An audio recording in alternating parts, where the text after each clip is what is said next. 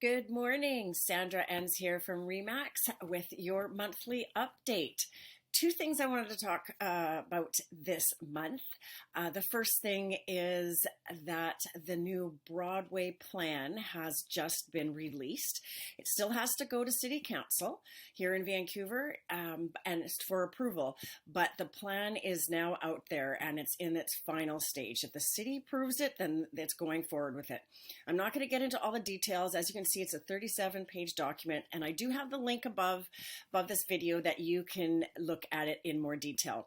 But just to give a quick touch on it is that they're going to be breaking the Broadway Corridor, and it starts from the west at Vine Street and goes all the way east to Clark, south to 16th, and down to First Avenue. So if you live in within that boundary, you are definitely going to be affected by this, and even if you are nearby.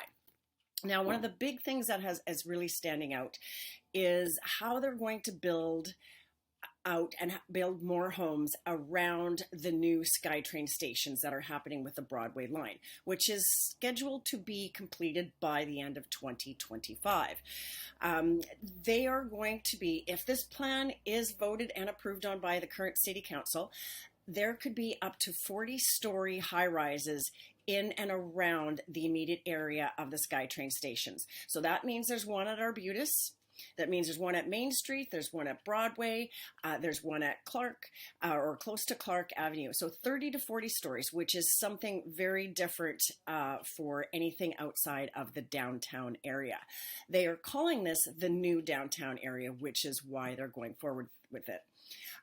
There's going to be 4 character areas with centers, villages, residential areas, and of course industrial employment areas. Most of that industrial employment area is here in yellow, as you can see, and these are mostly in Mount Pleasant and east of Cambie Street and between Main Street. Of course, that's a very, very concentrated industrial with a lot of new office buildings and laboratories and things like that in there. There's one small one, of course, over here, just over on the edge of Kitsilano by Burrard as well. The ones in purple are all the residential areas, as you can see.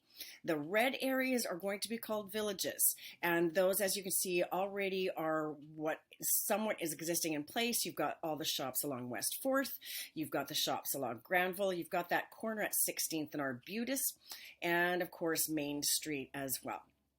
And then of course, the other part is the light purple are just purely residential areas, which they will still allow for more multifamily in those areas. So please, please, please take a look at that if you live in the city of Vancouver, and especially if you're living in this area, because they will be going to take this to a vote in the next very short while.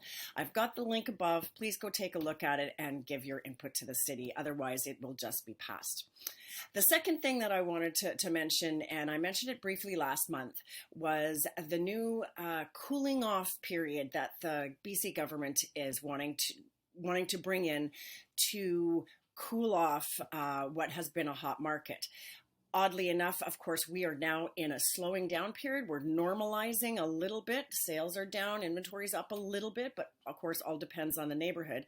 But it is slowing down. Interest rates are going up, and they're going to continue to go up, at least in for the next meeting with the Bank of Canada. They will definitely go up.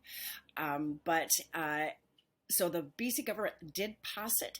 The 7-day cooling off will now happen for any resale property. So there's already been one for pre-sale where there was called a 7-day rescission. And now there will be a 7-day cooling off period. So what that means is that if you're selling your property, or we think that this is what's going to happen, because of course the government has passed something and has no idea how this is going to look, and of course has not passed this on to any of the public. There's the potential for buyers out there to go and put offers on multiple properties without intention of buying all those properties. Meaning for you, if you're trying to sell your property is going to be tied up for 7 days, and then that person will not remove the subjects on that, and now you're starting from scratch. That's at least what we're seeing from that. That's what our understanding is. but we don't know exactly what this is going to look like. They have not been listening to realtors. And of course, the way they're putting this information out to the public is to make it look like they are doing the public a service by this. It is not necessarily going to do a service by that. Realtors, we have made 40 recommendations, in and around 40 recommendations of how they could handle all of these situations that would protect the consumer. But unfortunately, the media is making it look out otherwise. So I really, really encourage you to pay attention to that, because that will affect everyone at some place down the pipe. Anyway, I'm going to go now. I've gone over 5 minutes. It's been a long video, unusual for me. Any questions, if you want an updated market evaluation for your home to see what's happening, particularly if you're in the Broadway Plan corridor, I'm happy to do so. Just reply to this email and I will get on that as soon as I can. Have a great day, everybody.